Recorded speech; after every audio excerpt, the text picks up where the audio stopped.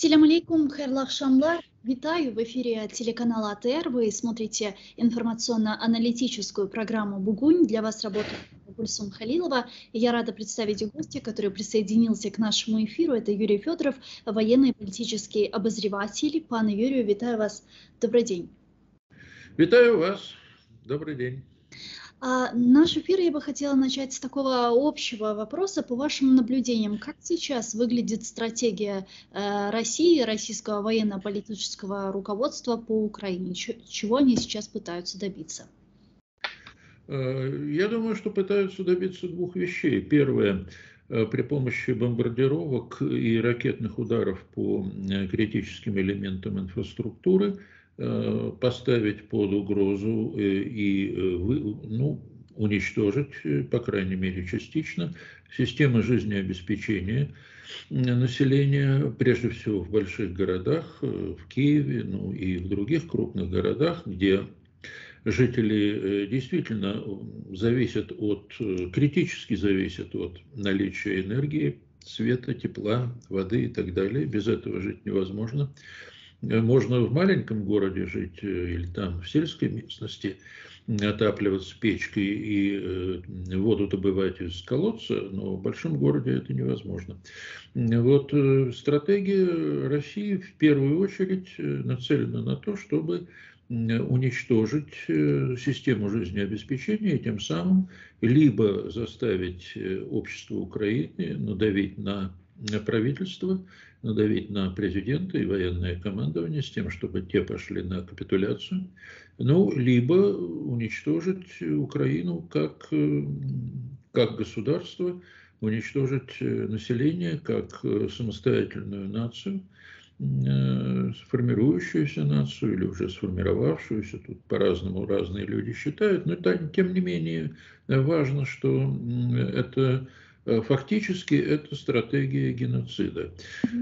Так это и нужно называть. Что касается другой цели, второй цели, то это попытка изменить в свою пользу соотношение сил на фронте, прежде всего добиться полной оккупации Донецкой области и вернуть под контроль ту часть Луганской области, которая была отвоевана в сентябре-октябре вооруженными силами Украины, и вот на этой основе вести какие-то переговоры, не столько с Украиной, сколько с Западом, добиваясь того, чтобы Запад опять же надавил на руководство страны, я имею в виду на руководство Украины, и вынудил бы принять капитуляцию. Вот примерно такая стратегия.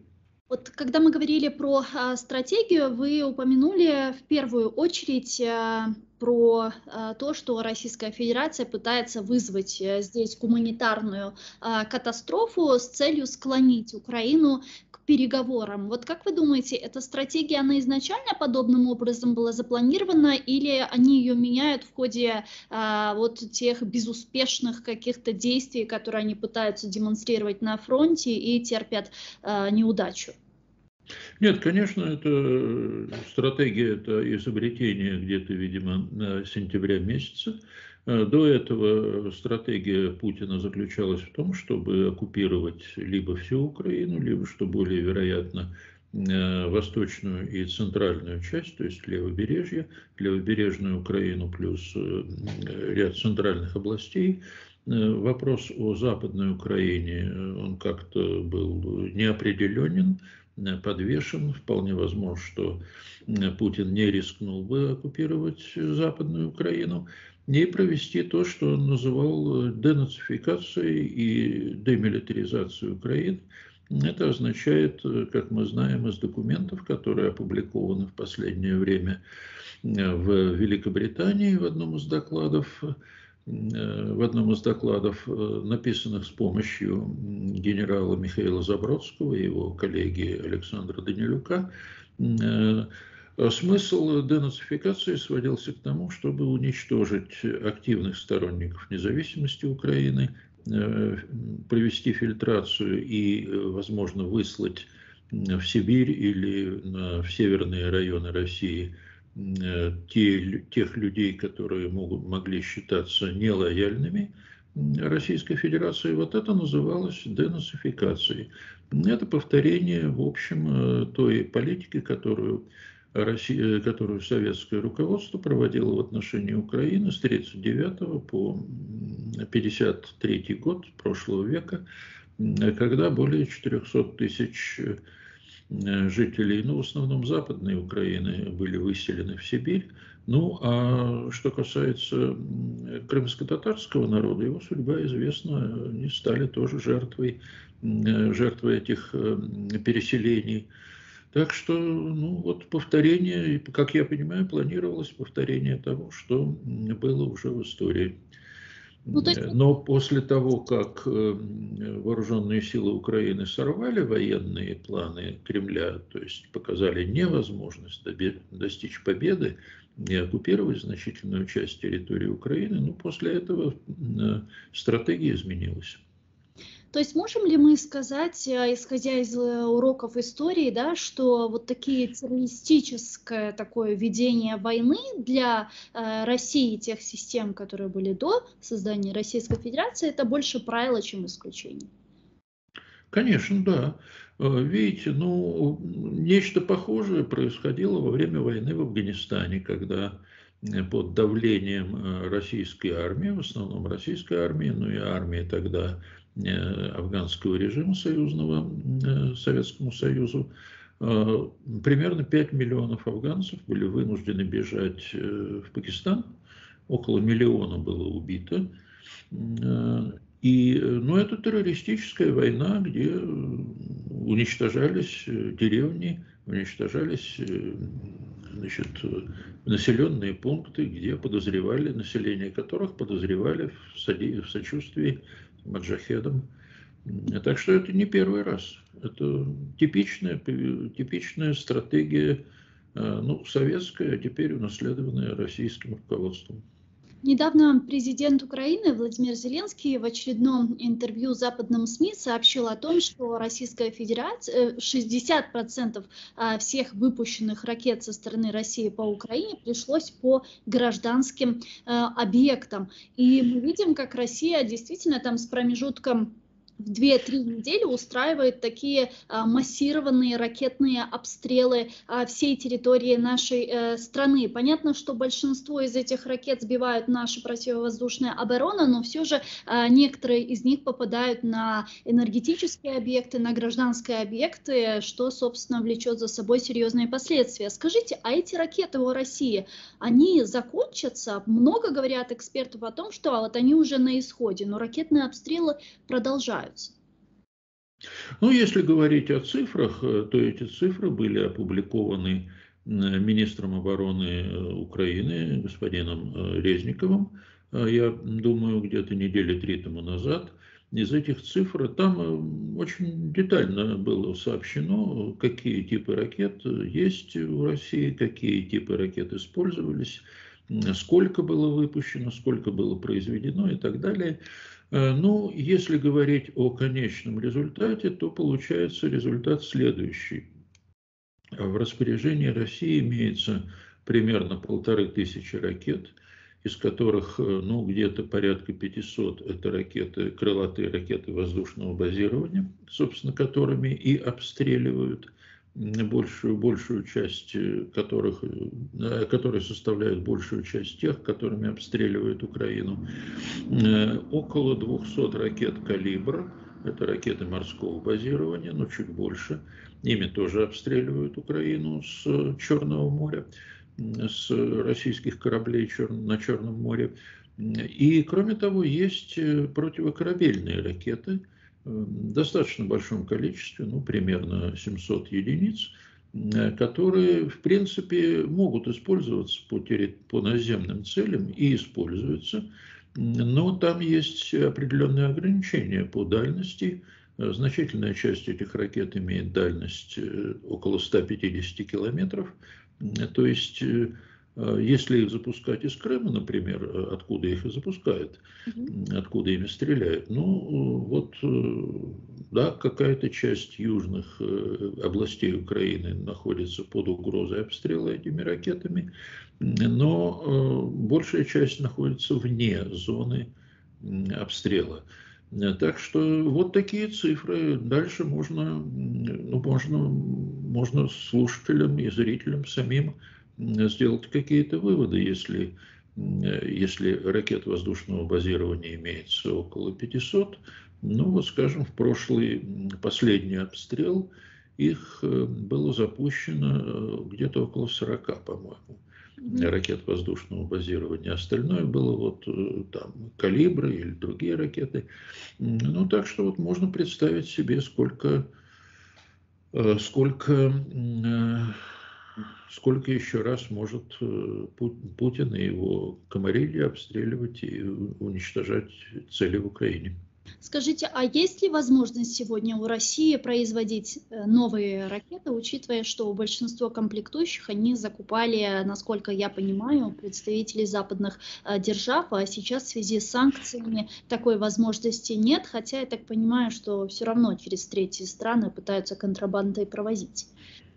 Да, к сожалению, есть, правда, не в таком количестве, как это было до войны, но вот в течение войны российская промышленность, опять же, если следовать тем цифрам, которые сообщил пан Резников, но эти цифры, видимо, даны ему были военной разведкой Украины, я так понимаю, не сам он считал.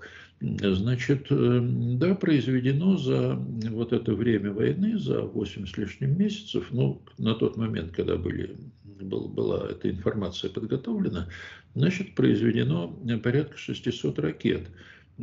То есть, ну, имея в виду, что большая часть этих ракет все-таки противокорабельных, о которых я говорил. Значит, ну вот разделить 600 на 8, мы примерно получим где-то около 100 ракет в месяц. Да, Российская Федерация производила. Но тут вопрос, то ли она производила с использованием комплектующих, которые были накоплены уже, то есть перед войной создавался определенный запас тех деталей, тех элементов, которые необходимы для производства ракет, но которых у России нет. Ну, как люди более или менее запасливые, они, в общем, создали такой запас, закупили. Какую-то часть, конечно, можно получать контрабандой, используя серые схемы, используя фирмы-посредники в разного рода странах, ну, в основном в странах Азии, Африки или Латинской Америки, где-то вот там. Да, возможность производить есть, но темпы расхода ракет намного превышают темпы производства. Поэтому я так понимаю, что массированные такие удары, они приходятся с промежутками 2-3 недели, и получается, что Россия за вот эти 2-3 недели просто набирает нужное количество ракет и ждет производства некоторых? Да, ну, какое-то количество ракет производится, значит, и используется для ударов по Украине. Я думаю, что там играют роль еще другие факторы. Ну, например, нужно оценить ущерб, нанесенный Украине. Ну, это обычно так делается при авиационных и ракетных налетах. Значит, оценить ущерб, определить, какие цели в первую очередь должны быть поражены, сколько ракет направить на уничтожение той или иной цели. Это те расчеты, которые обычно делают военные аналитики перед тем, как, значит, определить цели и дать команду на нанесение удара. То есть, ну, тут не только физическая возможность произвести эти ракеты, но часть этих ракет нужно снять со складов, их привести в боеспособное состояние, значит, подвесить к самолетам, там, ну и так далее. Это тоже требует времени. Ну, плюс вот это вот то, что называется определение целей. Плюс производство, конечно, какое-то. Вот 3 фактора, которые определяют, почему Россия вот наносит удары с такими промежутками во времени. Очень интересная история с Ираном, потому что некоторое время назад мы видели, что Россия закупает у Ирана БПЛА «Шахеды», они там вот недавно шлемы заказали у них, а еще появилась информация, правда, она неофициальная, появилась информация в различных средствах массовой информации, что они планируют закупать у Ирана еще баллистические ракеты. Вот что вы думаете по этому поводу? Зачем это все Ирану вообще, стране, которая и так находится под огромным количеством санкций со стороны западной коалиции, да, скажем так, а тут она еще поддерживает Россию и тем самым ухудшает свое положение? Значит, первый вопрос. Зачем России нужны баллистические ракеты? Да, они нужны, потому что крылатые ракеты можно перехватить.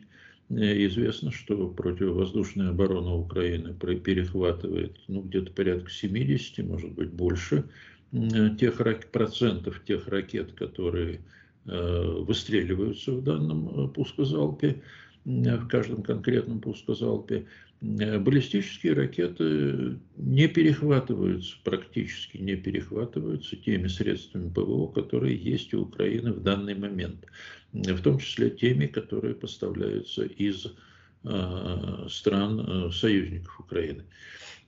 Так что баллистические ракеты России, конечно, очень нужны. А их собственные баллистические ракеты «Искандер», они уже фактически исчерпаны. Осталось около 100 единиц. Поэтому Россия боится их расходовать. Но теперь, что касается Ирана, да, Иран, видимо, это большой вопрос, на который нет ответа. Почему Иран начал поставлять России сначала беспилотники, а потом шли разговоры о баллистических ракетах? Видимо, Россия обещала или начала выполнять это обещание поставлять Ирану ядерные технологии, необходимые для создания ядерного оружия. Вот это, на мой взгляд, и как считают многие аналитики и наблюдатели, это и подтолкнуло Тегеран к тому, чтобы еще больше ухудшить свое положение на международной арене. Но одновременно надо сказать, что вот этот анализ, этот вывод о том, что Иран получает от России ядерные технологии, он очень сильно озаботил Израиль. В Израиле в очередной раз сказали, что в случае чего, ничего, в случае, если ядерная программа Ирана перейдет определенную черту, то будет нанесен удар по иранским ядерным центрам. Это первое. Второе, это очень озаботило Саудовскую Аравию, потому что Иран является врагом, противником номер один Саудовской Аравии и других государств Персидского залива. Там речь идет о расхождениях, очень серьезных расхождениях на религиозной основе. Одни сунниты, другие шииты. И, это известно, шииты и сунниты ненавидят друг друга. Кроме того, это вызвало серьезные возражения, не то чтобы возражения у Соединенных Штатов были, но определенные угрозы в адрес Ирана. И появились сообщения о том, что иранское руководство решило воздержаться от поставок новых партий беспилотников и воздержаться от поставок баллистических ракет. Во всяком случае, на настоящий момент реальных сведений о том, что поставлены новые партии беспилотников и поставлены баллистические ракеты, по-моему, они называются «Фатах-110» и «Зульфикар», значит, таких данных о поставках нет. Были сообщения прессы о том, что поставки готовятся, вот сейчас есть сообщение, не то чтобы есть сообщение, нет сообщения о том, что они поставлены. Официально нет. Но, может быть, можем ли мы предположить, что вот такая поддержка России со стороны Ирана, это, в принципе, нормально для клуба диктаторов, да, которые поддерживают друг друга, понимая, что если одна из стран, из этих стран, да, тоталитарного, авторитарного, клептократического режима проиграет, а в авангарде этого сегодня стоит Россия, то легко никому не придется. Ну, я думаю, да, я думаю, что в Тегеране, в общем, хотели бы сохранить Россию в качестве достаточно сильного государства, способного в случае необходимости, ну, оказать Ирану какую-то поддержку. Это первое. И второе, в качестве государства, которое способно так или иначе противостоять Соединенным Штатам, Западу в целом, в общем, создать ту атмосферу международно-политическую, в которой Иран чувствовал бы себя достаточно комфортно.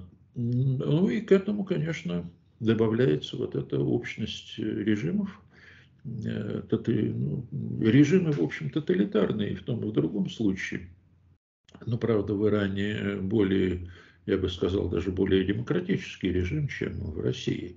В Иране существуют, ну, мы знаем, что сейчас происходят массовые протесты, их пытаются подавить, но неэффективно. В России, конечно, такого рода появление массовых протестов вызвало бы просто массовые расстрелы. Это тоже понятно. Так что Иран, как ни странно, более демократическое общество и государство. Но, тем не менее, да, этот фактор тоже играет свою роль, Так, тоже имеет значит, место. как-то Иран становится соучастником России в преступлениях против Украины и против всего свободного цивилизованного мира. Фактически иранские БПЛА, иранские шахеды, да, вот мы недавно тоже видели по Киеву, как они летали и как они падали на обычные высокоэтажки, на обычные дома, на объекты гражданской инфраструктуры, объекты энергетической инфраструктуры, и это запрещено, да, вот такая война, которая пытается спровоцировать гуманитарную катастрофу всеми международными конвенциями. Ну, я просто не понимаю, как это, в принципе, укладывается в правила ведения войны. Здесь мне интересна реакция НАТО, реакция стран западного мира. На ваш взгляд, насколько она достаточна? Да, то, что делает Россия при помощи Ирана, это, как я уже говорил в самом начале, это геноцид. И, в общем, уже страны в странах Запада начинают признавать это и обвиняют Россию в геноциде украинского народа. Но, правда, это пока еще вот так на уровне парламентов, на уровне отдельных политических деятелей, но рано или поздно, я думаю, что, конечно, раньше, чем позже, это будет признано уже как юридический факт. Ну и, соответственно, Россия понесет наказание, в том числе и российское руководство. Иран, да, конечно, он является соучастником России в этом преступлении. Что касается реакции НАТО, она заключается в двух моментах. Первый момент – нужно оказать максимальную поддержку Украины, но такую, которая позволит Украине выиграть войну или, по крайней мере, не проиграть. И второе – нельзя, как считают руководители стран НАТО, ну, в большинстве своем, нельзя допустить, чтобы война в Украине переросла в Третью мировую войну с ядерными ударами по Европе. Вот два момента, которые определяют политику европейцев, ну и не только европейцев, Соединенных Штатов тоже. Но разве если бы у России были намерения применить тактическое ядерное оружие и шла бы подготовка к применению этого оружия, разве западная разведка бы об этом не знала? Узнала бы, конечно. Это достаточно хорошо известное обстоятельство, потому что все базы, на которых находятся российские ядерные боеприпасы, тактические или стратегические, все они находятся под очень плотным наблюдением среди технических средств, ну, прежде всего спутников, радиоэлектронных средств перехвата, да, и мы знаем о том, что американская, ну, видимо, и британская разведывательные службы, они, в общем, имеют доступ к очень деликатным сведениям и документам, которые обсуждаются и принимаются в Кремле. Так что помимо вот технических средств есть и то, что называется human intelligence, то есть агентурная разведка. Да, конечно, узнали бы на Западе о подготовке ядерного удара, но дальше встает вопрос, а что делать? То ли наносить превентивный ядерный или не ядерный удар по этим складам, по этим целям и объектам в России, то ли, как об этом говорил ряд крупных военачальников американских, нанести удар по российским войскам на оккупированной территории Украины, в том числе в Крыму. Такой вариант обсуждался. Конкретно мы ничего не знаем. Я думаю, что, в общем, американцы предупредили Кремль достаточно убедительно о том, какие последствия будут от подготовки к применению ядерного оружия и к применению ядерного оружия. Ну, я думаю, что, конечно, это, так сказать, убедило Кремль в том, что лучше бы этого не делать. Хотя Путин до сих пор, вот в последних его заявлениях, он опять вспомнил о ядерном оружии, о том, что у России, дескать, оно есть. Мы, конечно, говорил он, не собираемся его применять первыми, но и вторыми, как вот он высказался так неопределенно, но и вторыми мы его тоже не применим. Ну вот понимаете, как знаете, а вдруг мы его применим первыми, да? Или как? Вот такое двусмысленное заявление, оно характерно для Путина вообще, но это откровенная угроза. Я думаю, что это блеф, но тем не менее, конечно, для западных лидеров, для западного мира это рискованная игра, бесспорно. Ну, это то же самое, что сказать, у нас нет ядерного оружия, но если надо, мы его применим, да, то есть не Ну да, ну да. Кстати, вот недавно премьер-министр Индии отменила встречу с Путиным из-за его угроз применением ядерного оружия. Я просто, знаете, здесь вот мне непонятно, как должен действовать мир, чтобы предотвратить возможное применение этого ядерного оружия. Ведь любая страна, у которого есть оружие судного дня, по сути, может напасть на страну, у которой нет этого ядерного оружия, начать ее оккупировать и при этом шантажировать весь мир тем, что она применит ядерное оружие, и мир ничего не будет делать, потому что не хочет полного уничтожения планеты. Ну, то есть это абсурд. Как с этим вообще можно бороться? Вот как с этим можно бороться, это вопрос, на который пока ответа нет. Я бы сказал, что единственный возможный способ борьбы с этим – это оказать Украине максимальную помощь, добиться того, чтобы Россия капитулировала, и в процессе капитуляции добиться того, чтобы было уничтожено российское ядерное оружие. Вот если это произойдет, тогда у других стран, которые имеют ядерное оружие, будет отбита охота повторять российский опыт. Если же Запад не рискнет пойти добиваться полной капитуляции России, ну тогда мы можем ждать рецидива, повторения вот того, что происходит в Украине, либо со стороны России, либо со стороны какой-то иной ядерного государства. Ну вот такова жизнь. А при Путине, как вы думаете, это возможна капитуляция? Ну, это зависит не только от Путина, это зависит от российских военных, это зависит от российской номенклатуры. Ну, все зависит, конечно, ну и в конечном итоге все зависит от ситуации на фронте. И если российское высшее общество решит, что, ну, осознает до конца, что война проиграна, ну тогда можно надеяться на капитуляцию. Я говорю, кстати, с многими военно-политическими экспертами на этот счет по поводу возможного применения ядерного оружия, и многие из них сходятся на такой мысли, что сам Путин не отдаст такой приказ о применении оружия, так как будет понимать, что это будет являться прямой угрозой его жизни, что вот его окружение, которое там есть, в отличие от него, еще не настолько сошло с ума, и оно не готово там терять свою семью, терять свои деньги, терять свои дома там где-то у берегов Италии и так далее, и они его просто сами ликвидируют. Такая угроза есть, на ваш взгляд? Но я бы не сказал, что это угроза для Путина, а для мира это может быть спасение. Так что да, но вероятность такого, конечно, это вполне возможно, потому как, люди вокруг Путина прекрасно понимают, что выжить они в условиях ядерной войны не смогут. А если Путин готов покончить жизнь самоубийством, это его проблемы. Но они-то не хотят, они более здоровые психически, в большинстве своем, наверное.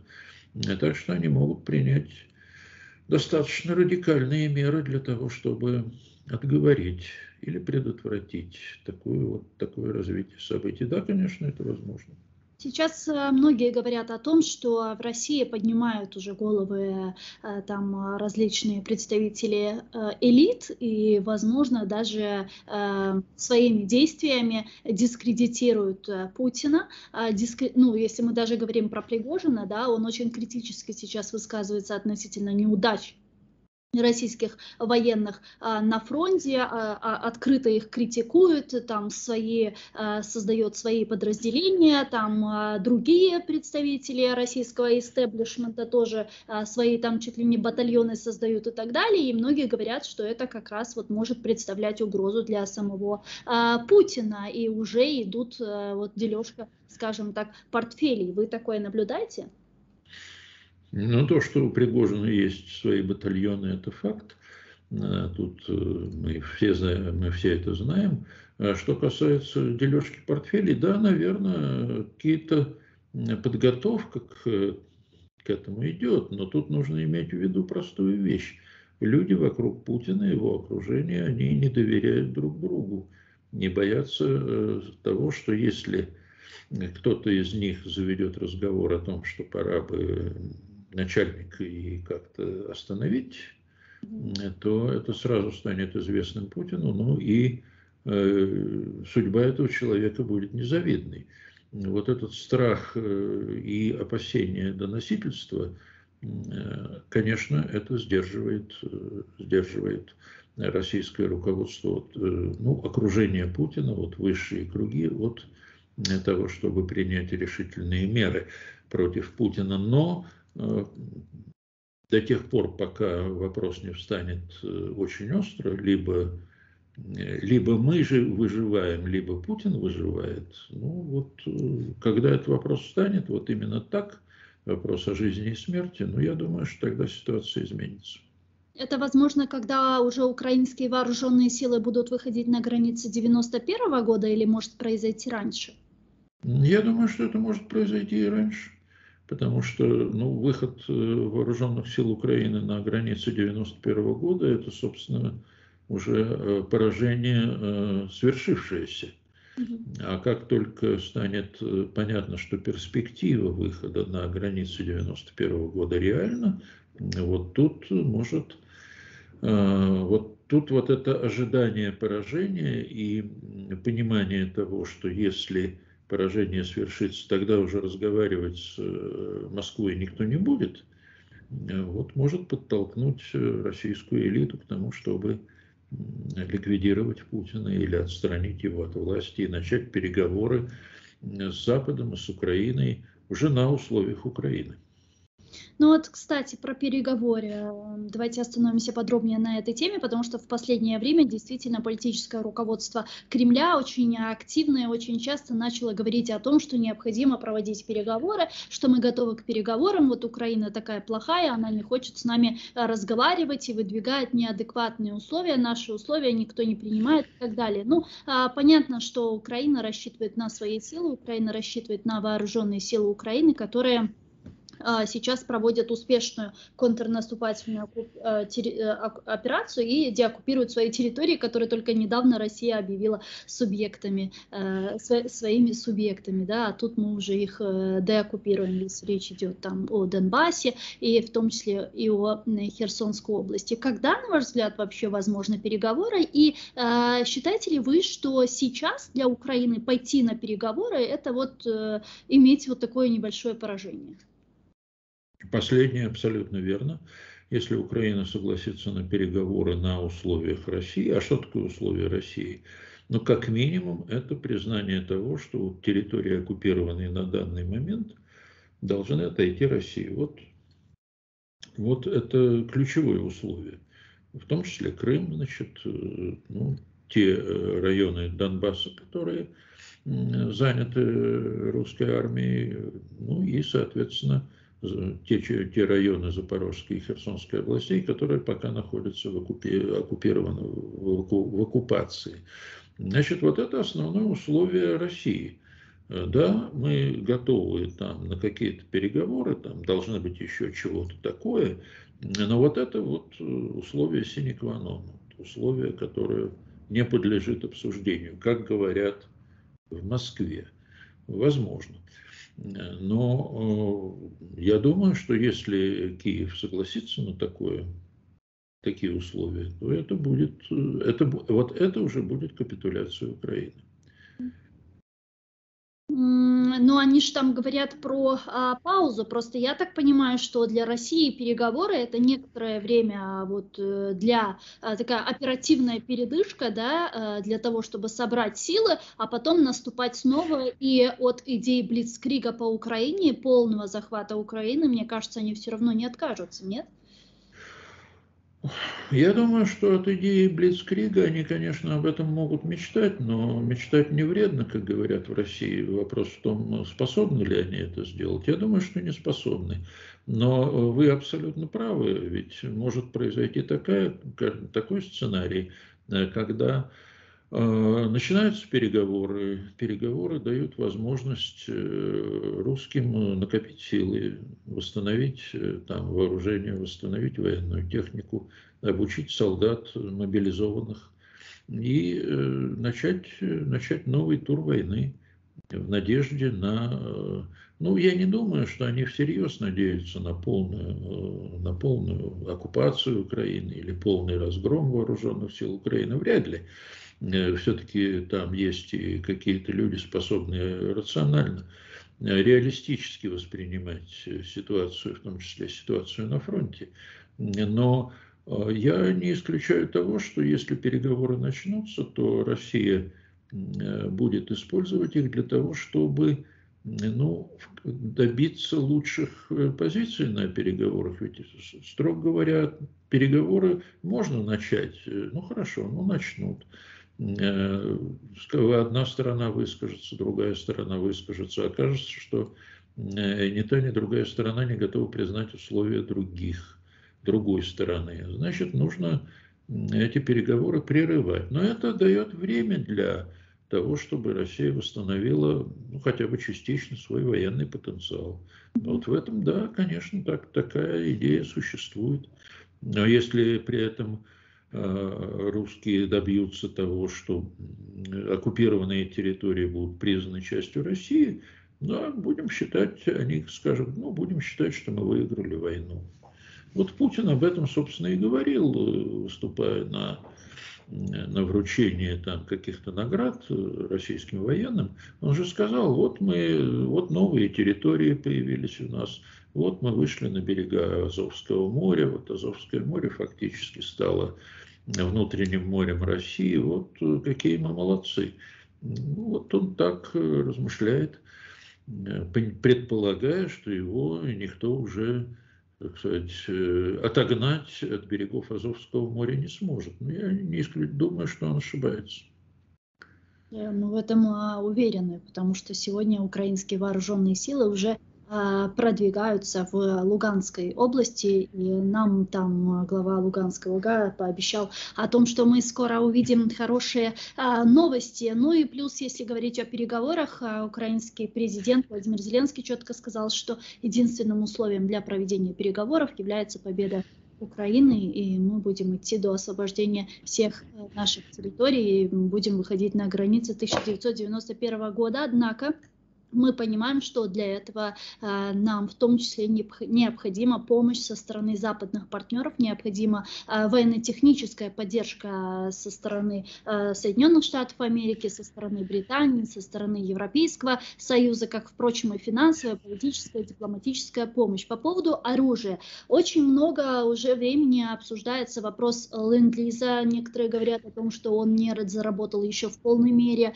Есть критика относительно того, что Запад все еще не готов предоставлять Украине более тяжелое вооружение, самолеты, танки, системы противовоздушной обороны, системы противоракетной обороны. Уже очень много говорят о необходимости предоставления нам тех же патриотов, но, к сожалению, этого все еще нет. Как вы думаете, это исключительно какие-то сложности в бюрократических и в логистических процессах, или же есть какое-то опасение? Есть и то, и другое. Значит, есть сложности, связанные с тем, что Запад на протяжении длительного времени, на протяжении 30 лет, фактически после окончания Холодной войны, в общем, не уделял серьезного внимания развитию своих вооруженных сил и не создавал необходимых запасов вооружений, в том числе тяжелых вооружений. Ну, если до окончания Холодной войны в Бундесвере, в вооруженных силах Германии, было около 4000 танков, и примерно столько же танков Соединенные Штаты имели в Европе, то к концу прошлого десятилетия в Бундесвере было там, по-моему, 200 или 300 танков боеспособных, а Соединенные Штаты в Европе имели, знаете, сколько танков? 91. Было 4000, а стало 91. Они считали, что им это не нужно. И, соответственно, вот когда началась эта война, тогда оказалось, что, в общем, западные страны к ней всерьез-то и не готовы. Это первое. Поэтому требуется время, требуются финансы, требуются решения политические, организационные, для того, чтобы, собственно, уже производство вооружений пошло, и военно-промышленный комплекс начал работать, но пока это не в том количестве, в каком это требуется. Ну, а есть и политические моменты, есть, как я понимаю, значительная часть политических кругов и в Европе, и в Соединенных Штатах не понимает, а что, собственно, делать с Россией после окончания войны. Ну, хорошо, война кончилась. Россия потерпела поражение, допустим, да? Российские войска отошли на границы 91 года, а дальше? А что вообще вот с Россией делать?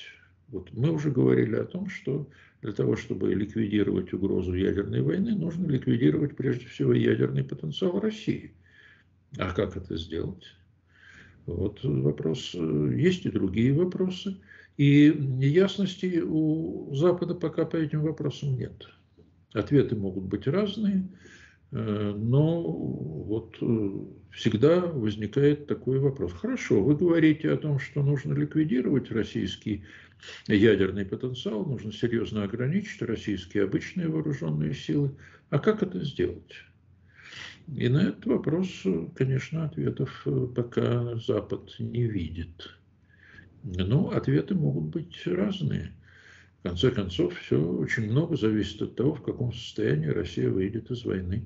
Но многие говорят, что Россию ждет фрагментация. Как вы думаете, такое возможно? Это вполне возможно. И вполне возможно, и фрагментация может произойти в результате того, что, представим себе, Путин уходит, кто приходит вместо? Начинается борьба за власть. Это она может проходить в разных формах.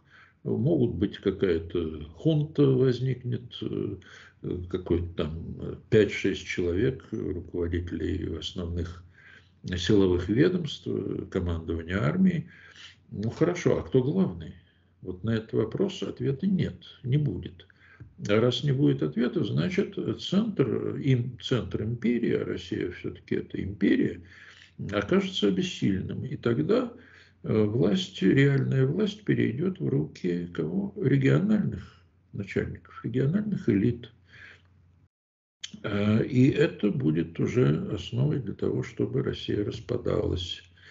А действительно, ведь если посмотреть, в Сибири, например, достаточно серьезно распространены такие настроения. Хватит кормить Москву. Потому что в Сибири производится масса, ну, основное количество газа, нефти и так далее, что составляет основу для российского экспорта и основу для российской экономики. Но все это идет в центр, доходы от этого идут в Москву. Москва распределяет эти доходы так, как она считает нужным. И Сибирь оказывается в дискриминированном положении. Ну, не только Сибирь, вся территория к востоку от Урала. И там находятся совершенно разумные такие вопросы. А почему, собственно, мы должны отдавать наши деньги, наши ресурсы кому-то в России?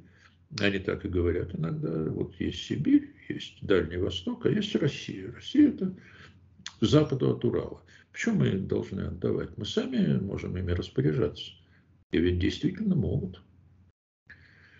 А как только власть в центре ослабнет в результате борьбы за эту власть, ну вот тогда возникнет перспектива для того, чтобы региональные элиты всерьез поставили вопрос о перераспределении ресурсов. И прежде всего сибирские элиты, дальневосточные. Что вот среди первых может подняться Кавказ? У Кавказа это само собой, потому что, видите, лояльность северно-кавказских вождей, она базируется на том, что Москва передает очень серьезные трансферы, финансовые, ну, содержат эти районы, они сами себя содержать не могут. А если у Москвы не хватит на это ресурсов, значит, тогда возникнет вопрос, почему, собственно, мы должны слушаться Москву. Мы можем обратиться к каким-то другим объектам, например, к Турции. Турция, ведь известно, Турция давно поддерживала борьбу северокавказских народов за независимость там, в 19 веке. Все может быть. Ну и последнее, что я у вас хотела спросить, Украина, вот какое после победы Украина займет место на международной площадке? Как вы видите будущее нашей страны? А я вижу будущее Украины достаточно как страны сильной, страны с обновленной экономикой. Вот вот это парадокс, но тем не менее довольно такой неприятный парадокс, казалось бы.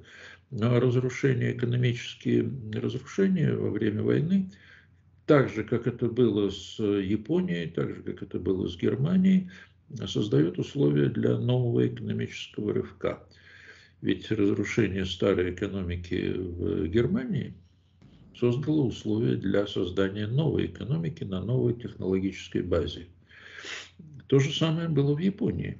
И это заняло, конечно, достаточно длительное время, лет 4, 5, 6 лет. Но, тем не менее, это предпосылка для того, чтобы вот те бедствия, которые переживает Украина сегодня, это предпосылка того, что Украина будет сильной в экономическом отношении, на новой экономической основе, новой технологической основе, я бы сказал. А то, что в Украине есть квалифицированная рабочая сила, есть квалифицированный, очень сильный интеллектуальный потенциал, это условия для нового экономического рывка. Это первое. И второе, война, как это вообще, конечно, печальная вещь, но тем не менее война очищает. В войне все становится ясно. Вот есть коррупционеры, есть коллаборанты. До войны, в общем, как-то с этим мирились, давайте согласимся. Но после войны и во время войны уже, так сказать, коллаборанты, в общем, становятся очевидны, вот они видны. Вот эта партия ОПЗЖ, она же запрещена уже. Запрещена. Да, очень многие коллаборанты себя проявили. Ну, кто-то сбежал в Россию, кто-то, как Медведчук, его, значит, на кого-то обменяли. Но, во всяком случае, он не в Украине. Уже мешать Украине развиваться он не может. Ну, про коррупционеров там отдельный разговор. Значит, происходит обновление общества, и на поверхность, на высшие посты выходят люди, хорошо зарекомендовавшие себя во время войны. Это тоже факт. Так всегда бывает, так всегда было, и так будет. И эти люди, они не будут склонны терпеть, в общем, те коррупционные схемы, которые были в Украине до войны, например. Спасибо вам большое. Дуже дякую, что нашли время, подключились к нам в эфир и ответили на наши вопросы. Спасибо. Спасибо вам, что пригласили. И Федоров был с нами на прямой связи, военный политический обозреватель. Оставайтесь первым крымско-татарским. Куршинджи.